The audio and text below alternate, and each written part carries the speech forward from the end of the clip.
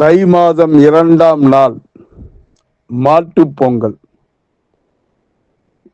இந்த பொங்கல் திருவிழா அப்படின்னாவே நமது உள்ளமெல்லாம் துள்ளும். இந்த நாளை நினைத்தாலே நம் மனதில் ஒரு விவரிக்க முடியாத சந்தோஷம் பொங்கும். அந்த மாதிரி நாள் தான் இந்த தை திருநாள், மாட்டுப் பொங்கல் திருவிழா. பொங்கல் தினத்திற்கு அடுத்த நாள் இந்த மாட்டுப் பொங்கல் திருவிழா கொண்டாடப்படுகிறது. விவசாயத்திற்கு மிக முக்கிய பங்காற்றிய மாடுகளை சீராட்டி வணங்கும் நாள் இந்த மாட்டுப் பொங்கல் பண்டிகையாகும். மாடுகளை குளிப்பாட்டி, கொம்புகளில் வண்ணம் பூசி, கழுத்தில் வேப்பிள்ளை மாலை கட்டி நமக்கு உதவி செய்த மாடுகளுக்கு பொங்கல் வைத்து கொண்டாடும் ஒரு நாள் தான் இந்த மாட்டுப் பொங்கல் திருவிழா. இந்த மாட்டுப் பொங்கல் சிறப்பு என்னன்னா, சூரிய உதயத்துக்கு முன்பாக எழுந்து கணுப்பிடி அப்படின்னு வைப்பாங்க. இதெல்லாம் இப்ப மறைஞ்சு போச்சு. இந்த காலத்துல, முன்னேற காலத்துல இதெல்லாம் மறைஞ்சு போச்சு. அதாவது பொங்கலுக்கு அடுத்த நாள் மாட்டு பொங்கல் மிக விசேஷமாக கொண்டாடுகிறோம். இந்த நாள்ல, இந்த நாளை கணு பொங்கல்னு சொல்லுவாங்க. சூரிய உதயத்துக்கு முன்பாக எழுந்து கணுப்பிடி அப்படின்னு வைப்பாங்க. அதாவது முதல் நாள் தைப்பொங்கல் அன்று பொங்கல் வைத்த பானையில் இருந்து முழுவதையும் எடுத்து விடாமல் சிறிது மீதி வைத்திருப்பார்கள். அதனை கையால் பிடித்து வைப்பார்கள். இதற்கு பேர் தான் கணுப்பிடின்னு பேரு. அந்த காலத்துல நதிக்கரை, குளத்தங்கரையில அல்லது திறந்த வழியில செம்மண் கோலம் போட்டு மஞ்சள் இலை அல்லது வாழை இலை கிழங்கு நுனியாக வைத்து முதல் நாள் சாதத்தில் சிறிது மஞ்சள் குங்குமம் சேர்த்து தனியாக மஞ்சள் சாதம், சிவப்பு சாதம், வெள்ளை சாதம் என்று ஒவ்வொன்றும் 7 இல்லைன்னா 9 எண்ணிக்கை உருண்டை பிடித்து வைப்பார்கள். அதுக்கு பின்னாடி தேங்காய் உடைத்து கற்பூரம் காட்டி ஆரத்தி காட்டுவாங்க. பொங்கல் பானையில் இருந்த இந்த மஞ்சளை என்ன பண்ணுவாங்க, எடுத்து வயதான பெண்களின் இடம் கொடுத்து திருமாங்கலத்திலும் நெற்றியிலையும் தேய்த்து கொள்வார்கள். அந்த முன்னாள் தை மாதம் முதல் நாள் அந்த பொங்க பானையில மஞ்சள் கட்டுவோம் இல்லையா, அந்த மஞ்சளை எடுத்து அந்த திருமாங்கலத்தில் தடைக்குவாங்க. அப்படி இல்லைன்னு நெற்றியிலையும் தடைக்குவாங்க. இதன் பின் தான் குளித்து புது துணி அணிவார்கள். இவ்வாறு செய்வதால் தன் உடன் பிறந்த சகோதரர்களுக்கு நீண்ட ஆயுள் கிடைக்குமாம். அப்படி ஒரு நம்பிக்கை தமிழர்களிடம் உள்ளது. காக்கை உருவில் யம தர்மராஜா இந்த உணவை சாப்பிடுவதாக ஐதீகம். அதான் அந்த கணுப்பிடி சாதத்தை விற்பார்கள் இல்லையா, 7 உருண்டை இல்லைன்னா 9 உருண்டைன்னு வைக்கிறாங்க பாரு. அதை யம தர்மராஜா அந்த உணவை சாப்பிடுவதாக ஐதீகம். சகோதரர்களும் உடன் பிறந்த சகோதரிகளுக்கு பணமோ அல்லது துணியோ பரிசாக அனுப்பி வைப்பார்கள். அந்த நாள்ல இந்த 16/1/2026 தை 2ஆம் தேதி வெள்ளிக்கிழமையான இன்று காலை பூஜைக்கு உகந்த நேரம் காலையில 7:30லேருந்து 9 மணி. மாட்டு பொங்கல் அன்று காலையில 11 மணிக்கு மேல 12 மணிக்குள்ள பூஜை செய்ய நல்ல நேரம். பொதுவாக பசுமாடு வளர்ப்பவர்கள் பசுக்கொட்டிலில் பூஜை செய்வோம். இப்ப இந்த காலத்துல பசுமாடுகள் அனைவரு வீடுகளிலும் இல்லை. அந்த காலத்துல வீட்டுக்கு ஒரு பசுமாடு இருந்தது. அது பசுவை மேய்க்கிறதுக்குன்னு ஊர்ல அதுக்குன்னு ஆள் இருந்தாங்க. நம்ம வீட்டுல அந்த மாடு இருந்தது. நம்ம வீட்டுல சேர்ந்த மாதத்துல 2 பசுமாடு இருந்தது. 2 கண்ணுக்குட்டி, 2 பசுமாடு இருந்தது. அதை மேய்க்க அனுப்புவோம். அதுக்கு மாசத்துக்கு 30 ரூபா கொடுப்போம். அதை மேய்ச்சிட்டு வருவாங்க. அந்த மாதிரி இருந்தாங்க. இப்ப யாரும் மாடு மேய்க்கிறதுனாவே அது என்னவோ கேவலமான தொழிலாக நினைத்து கொண்டிருக்கிறார்கள். ஆனா பசுமாட்டை நம்பி நிறைய பேர் இப்போ பொழப்பு ஓடிட்டு இருக்கு. அவங்களுக்கு தான் இப்போ மாடு மேய்க்கிறதுன்றது சும்மா கிடையாது. அவங்க அந்த பால் கறந்து ஒரு வீட்டுல 20 மாடு 50 மாடு எல்லாம் ஒருத்தர் வீட்லயே இருக்குது. அவங்க மாசத்துக்கு 1 லட்ச ரூபாய் கூட சம்பாதிக்கிறாங்க. படிக்காதவங்களை என்ன சொல்லுவோம், போடா போய் மாடு மேய்டான்னுவாங்க. ஆனா மாடு மேய்ச்சவன் இன்னைக்கு பெரிய கோடீஸ்வரனா இருக்கனான்ட்டு நம்ம கேள்விப்பட்டிருக்கோம். 200 மாடு 300 மாடு வச்சுக்கிட்டு மாசம் 10 லட்சம் சம்பாதிக்கிறவங்களும் இருக்காங்க. மாடுன்றது அவ்வளவு சிறப்பானது ஒன்று. அதுக்கு முன்னெல்லாம் எருதுகள் வளர்ப்போம். அதை வச்சு நம்ம கழனிகள்ல ஏர் உழுவோம். இப்ப ஏர் உழுவது மறந்து போச்சு. இப்ப எல்லாமே டிராக்டர் தான். காளை மாடுகளை கொண்டு யாரும் ஏர் உழுவதே இல்லை. ஆனா இப்ப காளை மாடுகள் வளர்ப்பது ஜல்லிக்கட்டுக்காக வளர்க்கிறார்கள். இந்த மாட்டு பொங்கல் அன்று வீட்டில் பசு இல்லாதவர்கள் அக்கம் பக்கத்து வீடுகளில் பசு இருந்தால் அதை வரவழைத்து விசேஷமாக பூஜை செய்து அந்த பசுவையும் கன்றையும் குளிப்பாட்டி மஞ்சள் குங்குமம் வைத்து வாசனை பூக்களால் அர்ச்சித்து பூஜை செய்தால் நன்மை தரும். பசுமாட்டிற்கு சர்க்கரை பொங்கல், வெண்பொங்கல், கரும்பு கொடுக்க வேண்டும். இது சகல தோஷங்களையும் விளக்கும். பூஜை முடித்த பிறகு பசுவிற்கு பொங்கலும் கொடுக்க வேண்டும். அன்று மாலை அதுக்கு முன்னெல்லாம் என்ன பண்ணுவாங்க, பசுக்களை தெருவில் ஓட்டுவார்கள், ஓட விடுவார்கள். ஜல்லிக்கட்டு மாதிரி இல்லை, தெருவில் அனைவரது வீடுகளிலும் உள்ள மாடுகளை தெருவில் ஓட விடுவார்கள். அதுக்கு வச்சந்த சாரம் என்று பெயர். மாட்டு பொங்கல் அன்று கிராமங்களில் ஊர் கூடி ஊருக்கு வெளியே ஒரு பெரிய மேடான திடல், அந்த மேடான இடத்துல கள்ளிமர சுள்ளிகளை கொண்டு மிகப்பெரிய ஒரு வட்டத்தை உருவாக்குவாங்க. அந்த வட்டத்துல கொஞ்சம் எண்ணெய் சேர்ப்பாங்க. இந்த மேட்டிற்கு திட்டாணி மேடை அப்படின்னு பேரு. அந்த மேடையெல்லாம் கூட இப்ப மறைஞ்சு போச்சு. அந்த மாதிரி யாரும் இப்ப ஓட்டுறது கிடையாது. வீடுகளில் மாடு இருந்தா தானே ஓட்டுறதுக்கு. இப்ப மாடுகள் இல்லை. அது மாதிரி திட்டாணி மேடைன்னு ஒண்ணு இருக்கும்.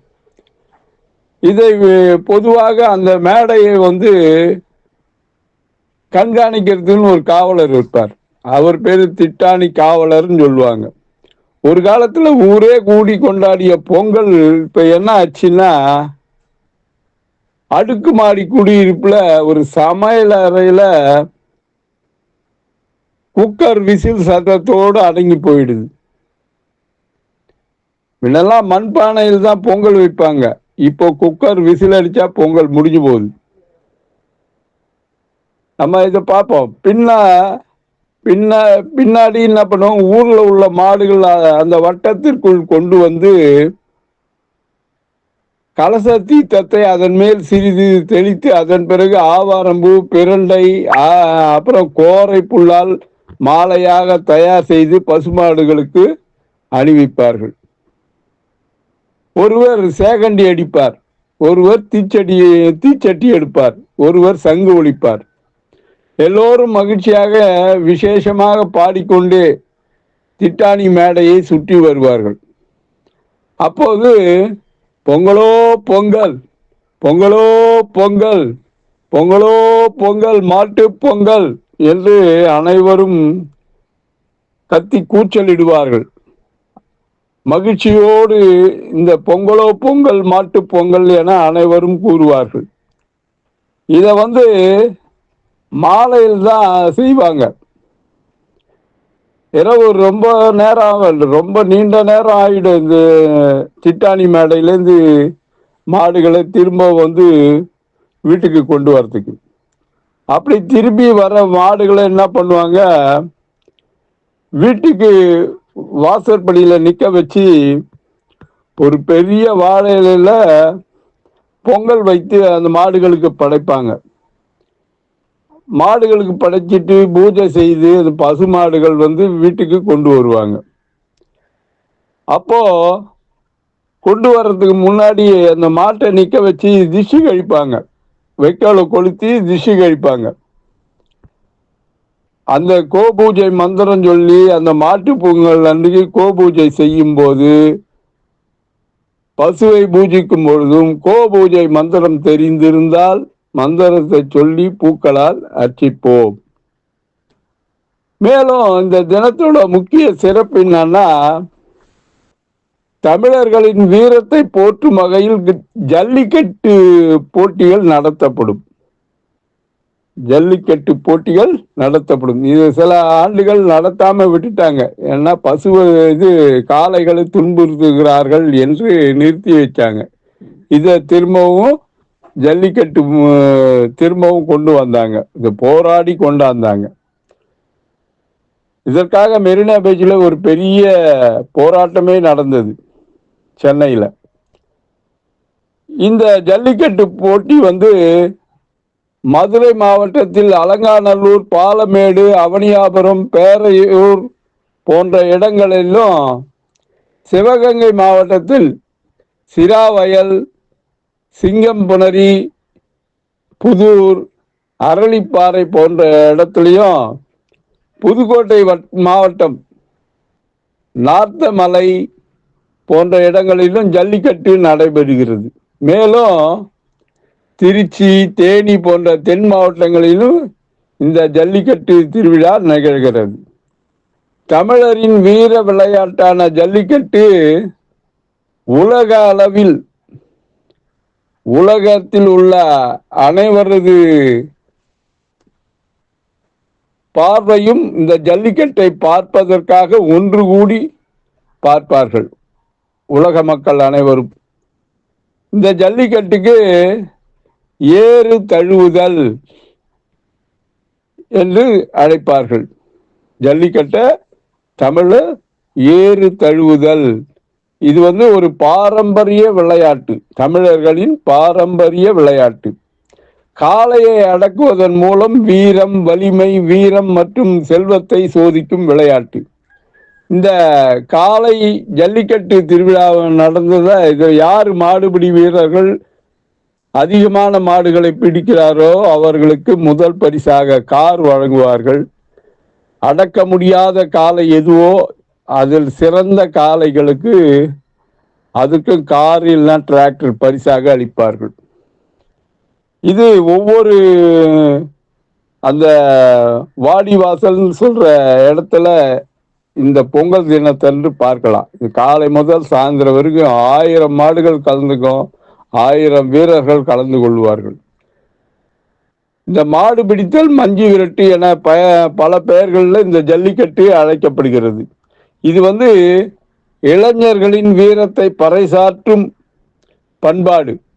உலக அளவில் சிறப்பு வாய்ந்த இடம்னா அலங்காநல்லூர் ஜல்லிக்கட்டுன்னு சொல்லுவோம்.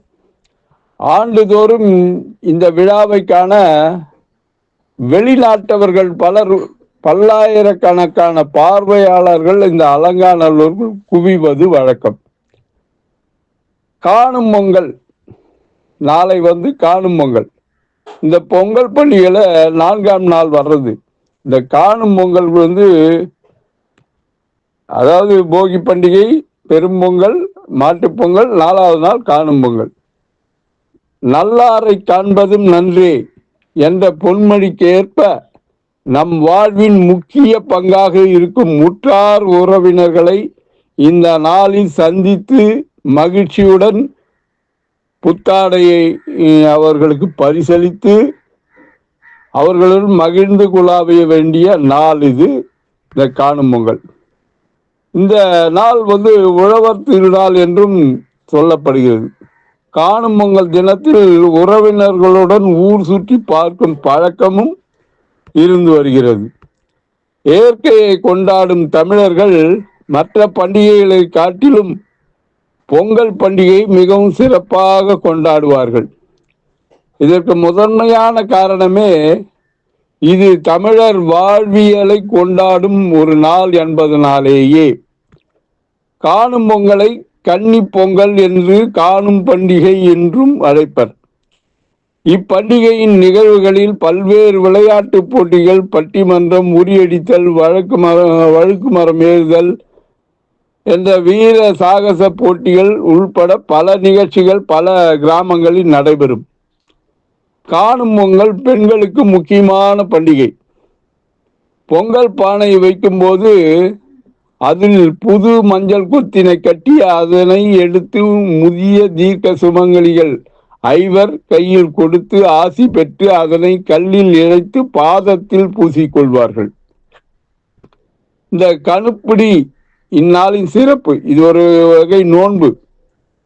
இந்த நோன்பு என்னன்னா, உடன் பிறந்த சகோதரர்களுக்காக, ஏற்கனவே முன்ன சொன்னேன் இல்லையா, அந்த நோன்பு உடன் பிறந்த சகோதரர்களுக்காக செய்யும் நோன்பு இது. அவங்க நலமாக, உடன் பிறந்த சகோதரர்கள் நலமும் வளமுமாய் வாழ சகோதரிகள் பிரார்த்தனை செய்வது. அதுதான் இந்த கணுப்பிடி நாளின் இன்றைய நாளின் சிறப்பு.